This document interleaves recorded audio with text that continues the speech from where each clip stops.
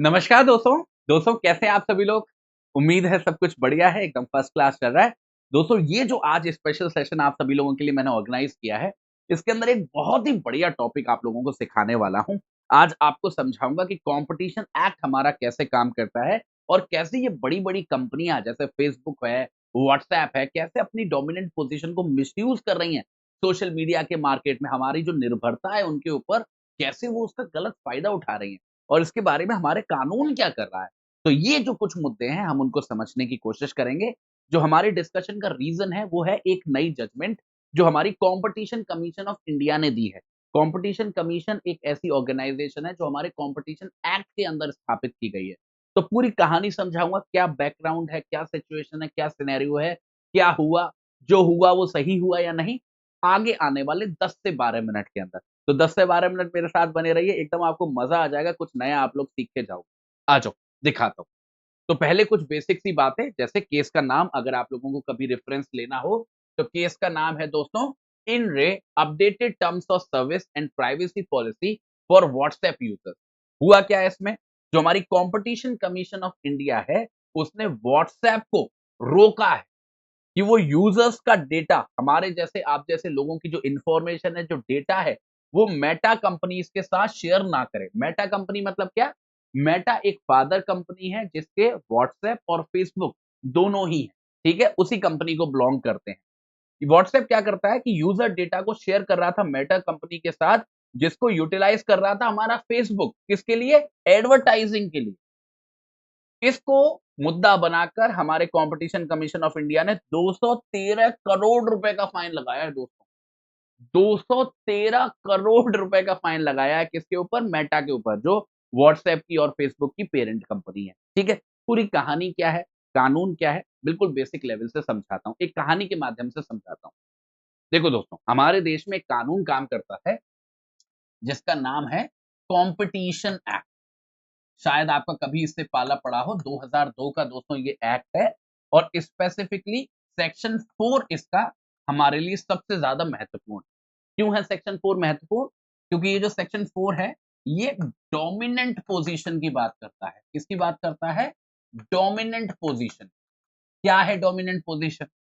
देखो, बेटा कोई भी मार्केट है, कोई भी इंडस्ट्री है, कोई भी सेक्टर है, आप सबको पता ही है कि कई सारे फैक्टर्स हैं जो काम करते हैं।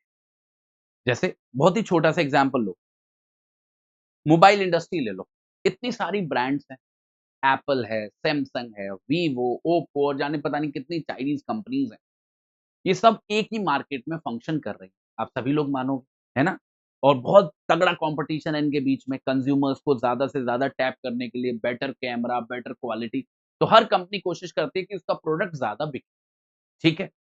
बट ये एक सच्चाई है मार्केट की, कि ऐसा होगा ही होगा कि किसी भी मार्केट में कोई एक कंपनी उभर के आएगी ही आएगी। जैसे इंडियन मार्केट्स में आज के समय पे एप्पल का बहुत बोलबाला है, पिछले 5-10 सालों में देखें तो। और लग रहा है कि आगे ये बोलबाला और ज़्यादा बढ़ने वाला है। और ये केवल मोबाइल इंडस्ट्री नहीं है, कोई-सी भी ले लो इंडस्ट्री, जैसे ऑटोमोबाइल इंडस्ट्री ले लो, कार्स का मार्केट ले लो, इतनी सारी ब्रांड्स, फिर भी मारुति एज़ अ ब्रांड कितनी डोमिनेट करती आई है अभी तक। फिर बीच में थोड़ी लड़खड़ाती है, फिर से वो डोमिनेट करने लगती है। कोई भी सेक्टर होगा, आपको ऐसी कुछ कंपनियाँ गिनी-चुनी मिल जाएँगी, जो उस मार्केट की लीडर्स। अब उनको लीडर्स बनाया किसने? मार्केट ने बनाया, कि उनका प्रोडक्ट बिका, ज़्यादा बिका, लोगों ने उसको ज़्यादा प्यार दिया, तो ऑब्वियस सी बात है उसकी वो डोमिनेंट पोज़ीशन होगी। तो नॉर्मल सी बात है, किसी भी मार्केट में कोई कंपनी अच्छा करेगी तो उसके पास पावर आ जाएगी और एक वो मजबूत स्थिति में आ जाएगी, उसको बोलते हैं हम लोग डोमिनेंट पोज़ीशन। तो डोमिनेंट पोज़ीशन में आना अपने आप में कोई खराब चीज़ नहीं है, दैट इज़ समथिंग, वो होगा ही होगा, उसको कोई नहीं रोक सकता। प्रॉब्लम यहाँ से आती है कि अगर कोई कंपनी मान लीजिए ओवर टाइम डोमिनेंट पोज़ीशन में आ गई है, अब वो डोमिनेंट पोज़ीशन में आने के बाद उसको मिसयूज़ कर रही है, उसका गलत फ़ायदा उठा रही है, अपनी निर्भरता का जो कंज़्यूमर्स उस पे निर्भर कर रहे हैं, उसका गलत फ़ायदा उठा रही है। ये प्रॉब्लमैटिक है और ये कवर होता है हमारे सेक्शन 4 के अंदर। सेक्शन 4 कहता है कि कोई भी डोमिनेंट कंपनी, कोई भी ऐसी कंपनी जो डोमिनेंट पोज़ीशन में है, अपनी उस पोज़ीशन का गलत फ़ायदा उठा नहीं सकती, ना ही खुद को फ़ायदा पहुँचाने के लिए, ना ही अपनी किसी एसोसिएटेड कंपनी को फ़ायदा पहुँचाने के लिए। और अगर वो ऐसा करती है तो वो गैर कानूनी, ठीक है? ये हमारा कानून कहता है। अब आओ जरा इस केस के फैक्ट्स पर। देखो, व्हाट्सएप का एग्जांपल लेते हैं। आज के समय पे आप में से कितने लोग हैं जो नॉर्मल एसएमएस का यूज़ करते हो आप लोग कम्युनिकेट करने के लिए? या फिर व्हाट्सएप के अलावा किसी दूसरी मैसेजिंग ऐप का इस्तेमाल करते हो? कहने को तो कई सारे एप्लीकेशंस हैं, पर आप किसका करते हो? किसी का नहीं करते। आपकी 99.99% निर्भरता व्हाट्सएप के ऊपर है और ये निर्भरता पिछले 4, 5, 6 साल में आपकी हुई। पहले तो सब एसएमएस करते थे या फिर अदरवाइज़ बहुत सारे अदर ऑप्शन से थे। आज कोई ऑप्शन नहीं। मतलब कहने को बहुत सारे हैं पर डोमिनेंट पोज़ीशन किसकी है? व्हाट्सएप की है। तो अब आप एक तरीके से निर्भर हो व्हाट्सएप पे, क्योंकि ना केवल आप व्हाट्सएप पे हो बल्कि आपके सारे जानने वाले व्हाट्सएप पे हैं। तो उनसे कम्युनिकेट करने का सबसे एफिशिएंट तरीका, सबसे बढ़िया तरीका वही है। अब ऐसी परिस्थिति में मान लीजिए व्हाट्सएप अपनी इस पोज़ीशन का गलत फ़ायदा उठाने लगे, आपकी इस निर्भरता का गलत फ़ायदा उठाने लगे, जो उसने उठाया। कैसे उठाया? 2021 में व्हाट्सएप ने अपनी टर्म्स एंड कंडीशंस में कुछ बदलाव लाया। उसने अपनी टर्म्स एंड कंडीशंस को अपडेट किया। जिन टर्म्स एंड कंडीशन में उसने ये लिखा कि हम जो भी डेटा कलेक्ट करेंगे अपने यूज़र्स से, मतलब जो लोग व्हाट्सएप यूज़ करते हैं, उनसे जो डेटा कलेक्ट करेगा व्हाट्सएप, उसका इस्तेमाल वो केवल अपने लिए नहीं करेगा, अपने व्हाट्सएप को अच्छा बनाने के लिए नहीं करेगा, बल्कि उस डेटा को वो शेयर करेगा अपनी एसोसिएटेड कंपनीज़ के साथ, जैसे कि फेसबुक के साथ। ये उसमें टर्म्स एंड कंडीशन डाला गया और उसमें पता है क्या बोला व्हाट्सएप ने? व्हाट्सएप ने बोला कि अगर आप इस टर्म्स एंड कंडीशन को एग्री करोगे, तो ही आप व्हाट्सएप यूज़ कर सकते हो, वरना आप व्हाट्सएप यूज़ करोगे ही नहीं। मतलब चलेगा ही नहीं आपका व्हाट्सएप। जब तक आप हाँ नहीं बोलोगे ना टर्म्स एंड कंडीशन को, यस टाइप नहीं करोगे, तब तक आप यूज़ ही नहीं कर पाओगे व्हाट्सएप। तो एक तरीके से उसने लिटरली मजबूर किया कि व्हाट्सएप यूज़ करना है, तो इस टर्म्स एंड कंडीशन पे एग्री करना है, वरना यूज़ करना बंद कर दो। ये वाली सिचुएशन हो गई, तो मजबूरी में लोगों ने उन टर्म्स एंड कंडीशंस को एग्री किया। उसके बाद क्या किया, व्हाट्सएप ने वो जो भी डेटा कलेक्ट करता था आप जैसे मेरे जैसे लोगों से, उसको फेसबुक के साथ शेयर करता था। फेसबुक क्या करता था, उस डेटा का इस्तेमाल करता था एडवर्टाइजिंग को टारगेट करने के लिए। देखो, हर एक इंडिविजुअल पर्सन को एडवर्टाइजिंग टारगेट की जाती है। जैसे फॉर एग्जांपल अगर मैं जूते खरीदना चाहता हूँ और किसी भी तरीके से व्हाट्सएप के पास ये इन्फॉर्मेशन है कि मैं शूज़ खरीदना चाहता हूँ, तो वो ये डेटा फेसबुक के साथ शेयर कर देगा और फेसबुक मेरे को शूज़ के ही एडवर्टाइजिंग दिखाएगा। तो ये पूरा एक जंजाल है, जिसमें एक इन्फॉर्मेशन को हम लोग मिसयूज़ करके आपको प्रोडक्ट बेचने की कोशिश कर रहे हैं। अपना एडवर्टाइजिंग रेवेन्यू बढ़ाने की कोशिश कर रहे हैं। तो ये हो रहा था 2021। सारा डेटा व्हाट्सएप शेयर कर देता था फेसबुक से, फेसबुक अपनी एडवर्टाइजिंग को टारगेट करता था, मोटा पैसा बनाता था। इस बारे में शिकायत फाइल हुई कि व्हाट्सएप अपनी डोमिनेंट पोज़ीशन को मिसयूज़ कर रहा है। तो कॉम्पिटिशन कमीशन ऑफ इंडिया के पास जब ये मामला पहुँचा, तो कॉम्पिटिशन कमीशन ऑफ इंडिया ने इस बात से एग्री कि व्हाट्सएप ने अपनी डोमिनेंट पोज़ीशन का मिसयूज़ किया है, 2 तरीके से। उसने केवल डेटा शेयर करके मिसयूज़ नहीं किया, डेटा उसने जो शेयर किया वो तो गलत किया ही किया। क्योंकि ये पॉलिसी रहती है बेटा कि अगर कोई भी आप डेटा अगर इकट्ठा कर रहे हो अपने यूज़र से, तो उनका इस्तेमाल केवल उस सर्विस के लिए होना चाहिए जो सर्विस आप यूज़र्स को प्रोवाइड कर रहे हो। आप उनकी बिना कंसेंट के किसी और पर्पज़ के लिए उस डेटा को यूज़ नहीं कर सकते। तो पहला तो ये व्हाट्सएप ने जो डेटा भेजा फेसबुक को वो गलत किया, नो डाउट। पर एक और बहुत बड़ी गलती करी व्हाट्सएप ने कि अपने यूज़र्स को मजबूर किया। अगर इन्हीं टर्म्स एंड कंडीशंस को व्हाट्सएप अगर ऑप्शनल बना देता ना, कि अगर आप एग्री करोगे तो आपके डेटा को शेयर करेंगे, अगर नहीं करोगे तो नहीं करेंगे, पर आप व्हाट्सएप यूज़ कर सकते हो। अगर ये रहा होता तो कोई प्रॉब्लम नहीं। अगर यूज़र्स को कोई प्रॉब्लम नहीं थी तो वो एग्री करते, नहीं होती तो एग्री नहीं करते। इट्स सिंपल सिचुएशन होती।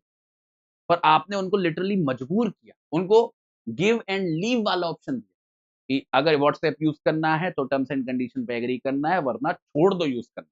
तो ये क्लियर वायलेशन था पॉलिसी का और आपने अपनी डोमिनेंट पोज़ीशन का मिसयूज़ किया। इसलिए जो पेरेंट कंपनी है मेटा, व्हाट्सएप और फेसबुक दोनों की, उसपे 200 करोड़ रुपए का 200 करोड़ रुपए का हमारा अल्टीमेटली फाइन लगाया गया है। तो दोस्तों ये होता है। तो मार्केट को रेगुलेट करना बहुत ज़रूरी है, अदरवाइज़ कंपनीज़ अगर एक बार डोमिनेंट पोज़ीशन पे आ जाती हैं, तो उनको वो मिसयूज़ करने की अपनी तरफ से पूरी कोशिश करती हैं, अपने खुद के बेनिफिट के लिए और अपनी एसोसिएट कंपनीज़ के बेनिफिट। जिससे कि एक मोटा पैसा बनाया जा सके। एक बात हमको नहीं भूलनी चाहिए, मार्केट फोर्सेस प्रॉफिट मोटिव से चलती है। सबका मोटिव मुनाफा है। बातें हज़ारों होंगी, इधर-उधर की चीज़ें की जाएँगी, एडवर्टाइज़िंग कैंपेन ऐसे चलाया जाएगा जैसे वो दुनिया के कितने भले लोग हैं, but profit is the ultimate aim.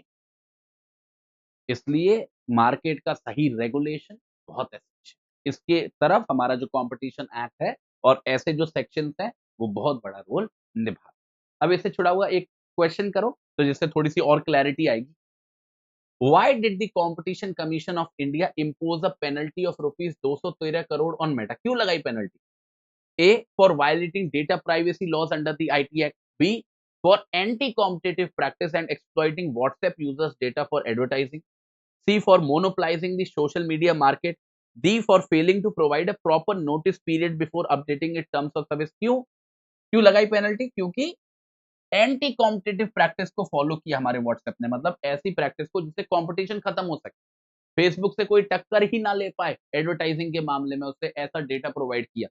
ठीक है, कैसे किया कि व्हाट्सएप के यूजर्स के डेटा को एडवर्टाइजिंग के लिए इस्तेमाल होने दिया अपनी एसोसिएटेड कंपनी के द्वारा, इसलिए फाइन लगा 213 का।